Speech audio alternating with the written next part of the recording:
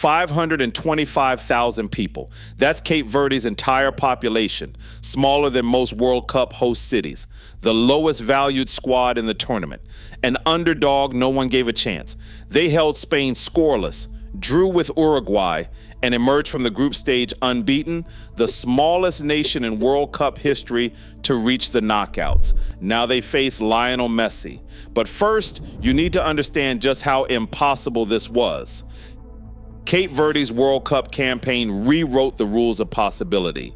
With a population barely topping 500,000, this Atlantic archipelago sent shockwaves through the football world by becoming the smallest nation ever to reach the knockout rounds. No country of comparable size had even come close.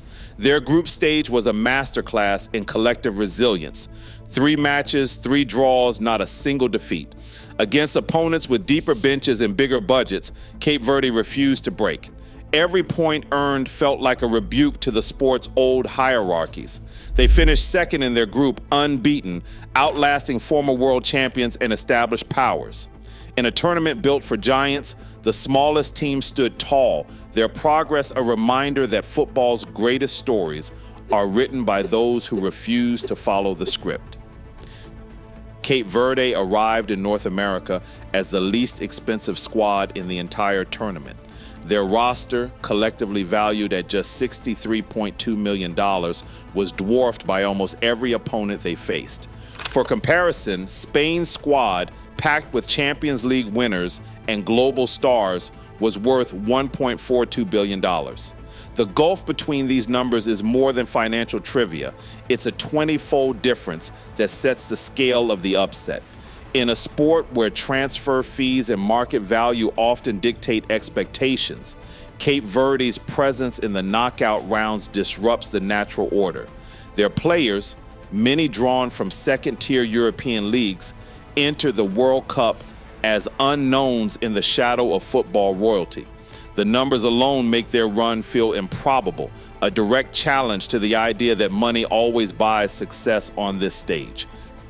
Spain arrived in Atlanta as reigning European champions, carrying the weight of a billion-dollar squad and the swagger of a team used to dictating every match. For 90 minutes, they did just that, controlling 74% of the ball, shifting defenders forward, and pinning Cape Verde deep into their own half. The Spanish midfield, built on quick passing and relentless movement, probed for weaknesses, launching 27 shots toward goal. Each attack brought a new wave of pressure, yet the Cape Verdeans refused to scatter. Their defensive line moved as a unit, closing gaps, blocking passing lanes, and forcing Spain to settle for low-percentage efforts from distance. Midfielders dropped back to form a second shield, cutting off supply lines to Spain's forwards. The discipline was absolute. Every player held his ground, every challenge timed to perfection. Spain's frustration grew as the minutes ticked by, their intricate patterns unraveling against a wall of blue shirts. When the final whistle sounded, the scoreboard still read 0-0.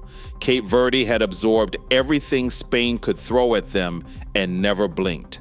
In that moment, the tournament's smallest nation proved they belonged, not by chasing the game, but by standing firm against one of football's giants. Vozinha's story doesn't fit the usual script for World Cup stardom. At 40, he was older than some coaches in the tournament, a veteran who had spent most of his career in Portugal's second division, far from the spotlight of Europe's top leagues. But when the moment came, he didn't just hold his ground. He became the immovable object Spain couldn't solve. 7 times he turned away shots from players half his age, each save more improbable than the last. As Spain's frustration mounted, the world's attention shifted to the man in green gloves, calm behind the mouthguard, reading every angle. By the time the final whistle blew, Vozinha was more than a name on the team sheet. Overnight, his Instagram following soared past 16 million, turning him into a global curiosity and an unlikely hero. In a tournament obsessed with youth and hype, it was experience and a lifetime of hard lessons that made the difference. Vozinha became the face of Cape Verde's run, proof that sometimes the world's biggest stage belongs to those who never stop believing they'd get there. Against Uruguay, Cape Verde stopped being a curiosity and became a threat. The breakthrough arrived in the 21st minute. Kevin Pina, a midfielder more used to graft than glory, stood over a free kick nearly 30 yards from goal. The wall braced. Pina struck clean, left foot, curling, rising, dipping at the last second. The net rippled. For the first time ever, Cape Verde had scored at a World Cup. The bench exploded. On the touchline, players hugged and screamed, arms raised to the Miami sky. Uruguay, two-time world champions, looked stunned, but the South Americans answered before halftime, seizing a 2-1 lead and threatening to snuff out the dream. Cape Verde refused to fold. Just after the break, Helio Varela darted in behind the defense, collected a looping pass, and slotted home the equalizer. The scoreboard read 2-2, but the meaning ran deeper. For the first time, Cape Verde had gone toe-to-toe with a global heavyweight and landed punches of their own. The draw wasn't just survival, it was proof that the smallest team in the tournament could change the shape of the game. The final whistle in Houston brought no celebration. Players glanced at each other, uncertain, the weight of 3 draws hanging in the humid air. On the pitch, a single phone lit up in the dusk. Midfielder Pico Lopez answered, and in an instant, the entire squad crowded around, arms draped over shoulders, faces pressed close to the small screen. Spain's 1-0 win over Uruguay was still being announced, the numbers flickering across the feed. Then, realization swept the circle. Cape Verde had done it. Laughter burst out, tears followed, and the huddle tightened as coaches and substitutes joined in. There was no confetti, no grand stage, just a group of men, half a world from home, learning together that they were through to the knockout rounds. In that absurdly intimate moment, the scale of the achievement became clear. A tiny nation huddled around a phone, making history. Cape Verde's place in the knockout rounds was no accident of format or fortune. Their journey began months earlier in KAF Group E, where they finished top of the table, 3 points clear of Cameroon, a nation with 5 African titles and a reputation for World Cup pedigree. That decisive 2-1 win over Cameroon on October 28, 2025 was the moment the continent's football hierarchy felt a tremor. Cape Verde didn't slip through on technicalities. They earned their ticket by outplaying giants. In World Cup history, only 2 other African teams, Senegal in 2002 and Ghana in 2006, have gone unbeaten through the group stage on their tournament debut. Cape Verde now joins that select company, not as a novelty, but as a new benchmark for African football. Cape Verde's World Cup debut carried another quiet outsider alongside them, Capelli Sport.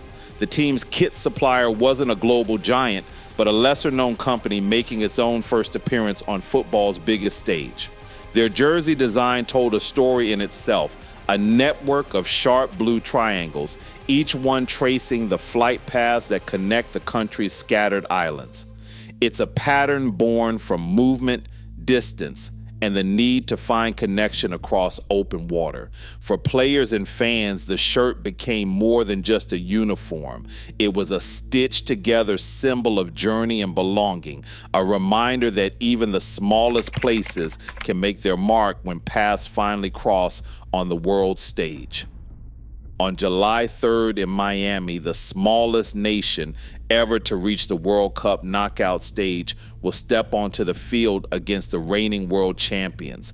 Cape Verde faces Argentina, a team led by Lionel Messi, a living legend whose name defines a generation of football. The Hard Rock Stadium becomes the stage for a contest that few believe possible. 525,000 people against a country of 45 million. Journeymen and dreamers against the holders of the crown. For Cape Verde, this is more than a match. It's the ultimate test, a chance to stand across from greatness and see how far belief can carry a team that was never supposed to be here. Right now, a nation smaller than most cities stands toe-to-toe with football giants. Cape Verde's run challenges every assumption about size, resources, and possibility. Their story proves belief reshapes the playing field and reminds us in sport and in life that no dream is ever too small. What's your take?